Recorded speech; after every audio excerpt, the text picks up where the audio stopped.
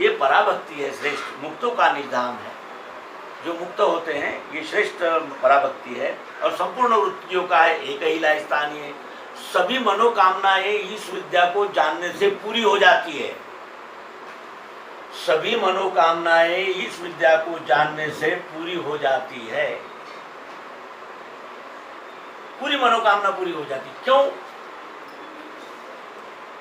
बंदर का पेट, स्वामी जी कहते थे, इतना वित्ता बन का होता है, एक फल से सारा आराम से खाए और सो जाए।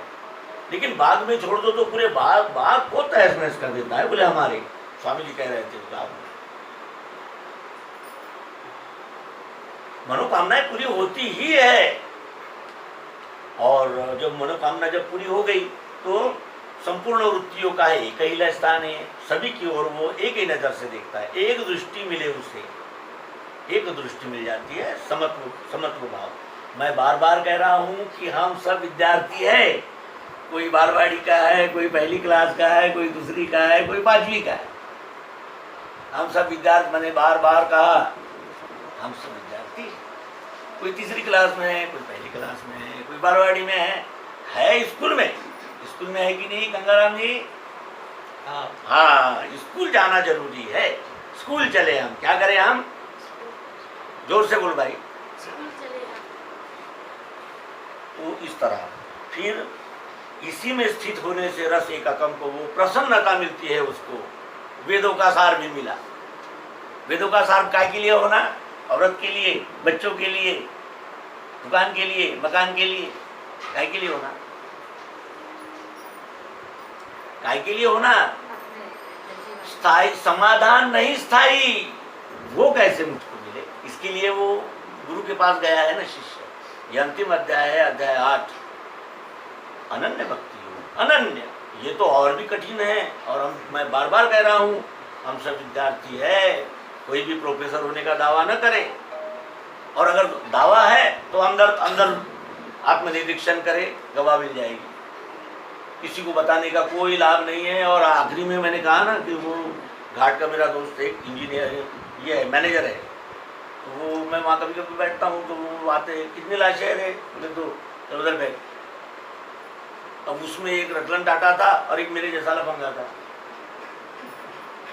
लेकिन वो क्या बोल रहा है? लाश उधर फेंक, कोरोना है, जला दे जल्दी से क्या, और उधर ही नहा धो के फिर उधर ही घर को चले जा। वो जो इंजीनियर है वो बोल रहा है जल्दी जल्दी करो और हटा। तो यानी वहाँ मधुर इसी में स्थित होने से रस एक अकंप, जो प्रसन्न स्थिरता करे। प्रसन्नता क्या करती है? चित्त की चिंतन, चित्त का विषय क्या करती है? हाँ, दुखी आदमी के पास जाकर तुम कहो कि अरे यार, पृथ्वी जल अग्नि वायु आकाश मन जीव और अहंकार, यही मेरे प्रकृति का 8 अंग है। और उसमें भरा हुआ प्यारापन देख ले, तू कौन से जात का, मैं कौन से जात का, तेरा नाम ये है, मेरा नाम ये है, लेकिन प्यार देखो हमारा अमर है। इतने दूर आ गया तेरे से मिलने में।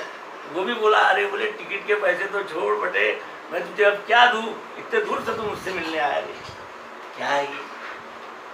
ठीक है, तो हुआ मधुरूप ही जानो। अब व्यष्टि भावना देहाध्यास तो खत्म हुआ ही, लेकिन मैं स्वानंद हूँ और मैं ये हूँ और मैं वो हूँ, अब नहीं रहा। क्योंकि अब पृथ्वी जल अग्नि वायु आकाश का दर्शन। अब उसके बाद में अब जन्म मृत्यु उसे नहीं, इसका भी थोड़ा विश्लेषण होना चाहिए। जन्म मृत्यु उसे नहीं,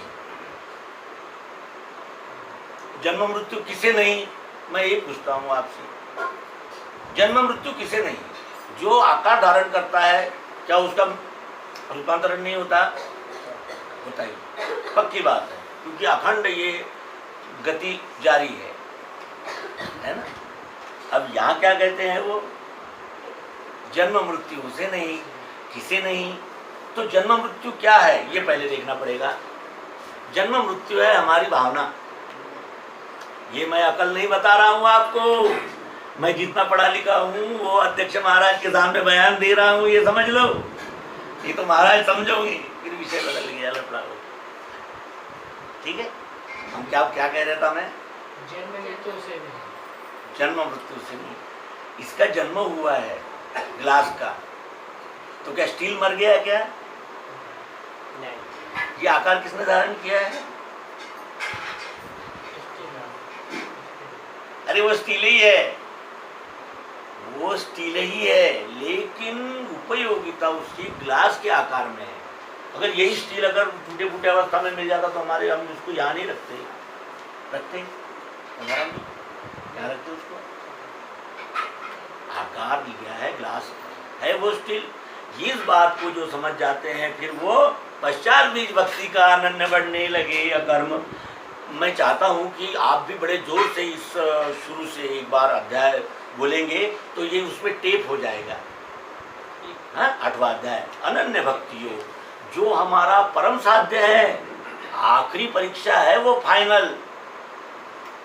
हाँ, फाइनल में मैं सर से मिला, आशुतोष वड़ौनी सर से मिला मैं, तो मैं कोर्स कर रहा था LIC एजेंट का। तो सुनने में ऐसा है कि 700 लोगों में से सिर्फ 7 ही लोग पास हुए। मैं तुरंत गुरु जी के पास गया, अपने चरण स्पर्श किया, मतलब वड़ौनी सर मैं तो मर गया, ये तो भयंकर सुन रहा हूँ मैं, इतना कैसा करूँ?